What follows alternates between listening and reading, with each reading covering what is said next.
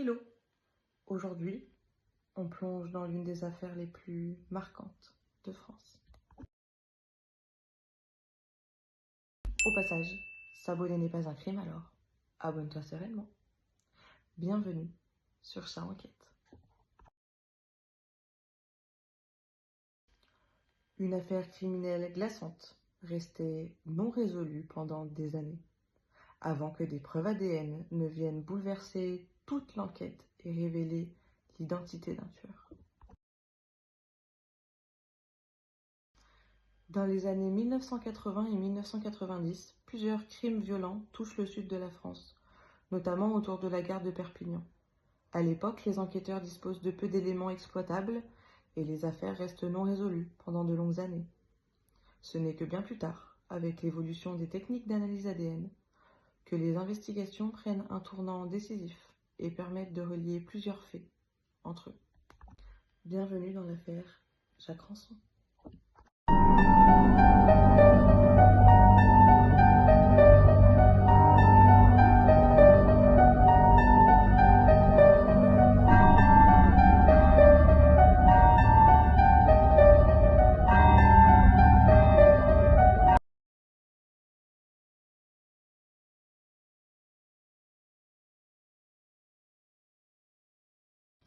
Jacques Rançon est un criminel français, né en 1960, en France, à Amiens. Il est principalement connu pour avoir été condamné pour des meurtres et des agressions sexuelles commis dans le sud de la France. Son nom est aujourd'hui associé à l'une des affaires criminelles les plus marquantes, relancées par les progrès de l'ADN en France.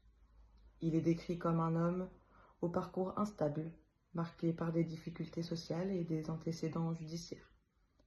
Il a longtemps évolué dans un environnement marginal, avant d'être relié à des crimes graves, plusieurs années après les faits.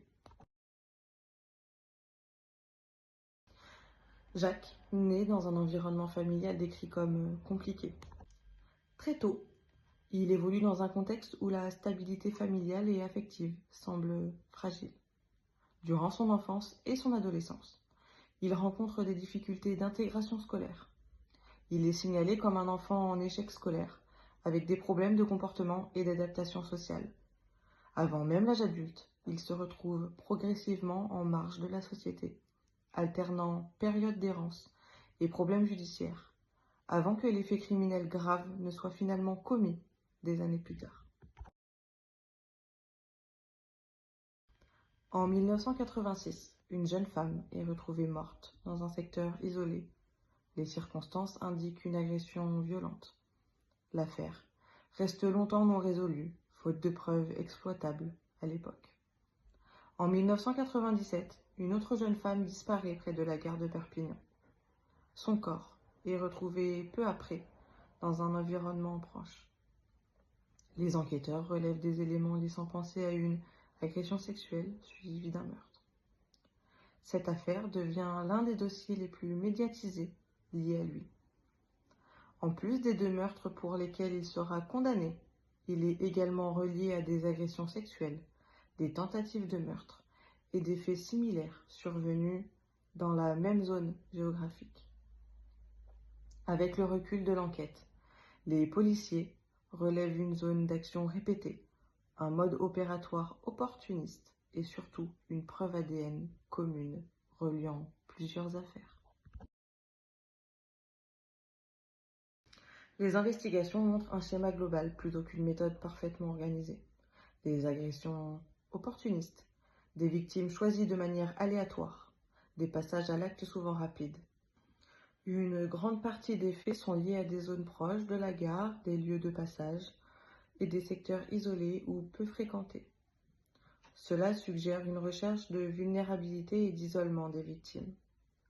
Les victimes identifiées étaient généralement des femmes seules, dans des situations de déplacement et parfois dans des contextes où la vigilance est réduite.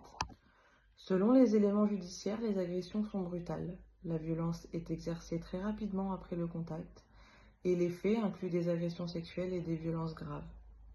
Contrairement à des tueurs organisés, le profil dégagé est celui d'un passage à l'acte peu planifié, avec peu de préparation matérielle et une forte composante impulsive.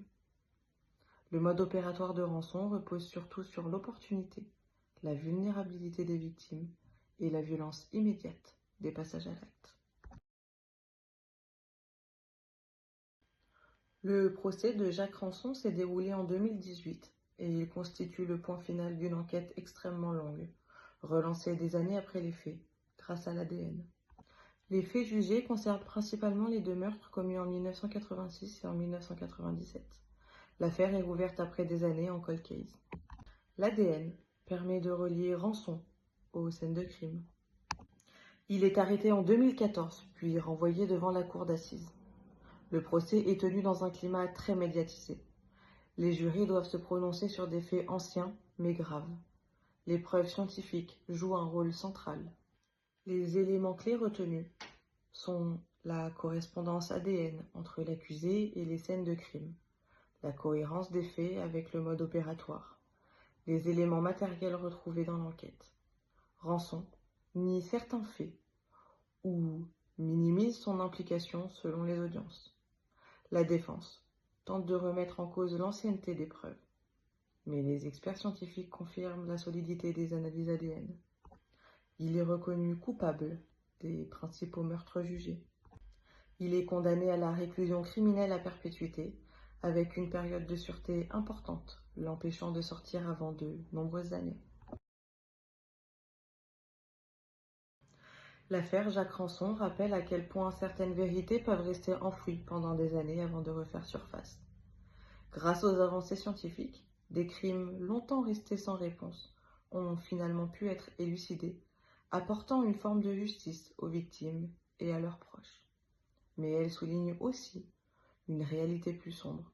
Pendant des décennies, un criminel a échappé à la justice. Une affaire qui montre que le temps n'efface pas les crimes et que parfois, il finit même par les révéler. Est-ce que la justice peut vraiment réparer des crimes aussi anciens? Ou arrive-t-elle toujours trop tard? Et vous, que pensez-vous de cette affaire? N'hésitez pas à partager votre avis dans les commentaires, avec respect, bien évidemment. Merci d'avoir regardé la vidéo jusqu'au bout et rejoignez la team Petit Enquêteur Passionné en vous abonnant. À bientôt!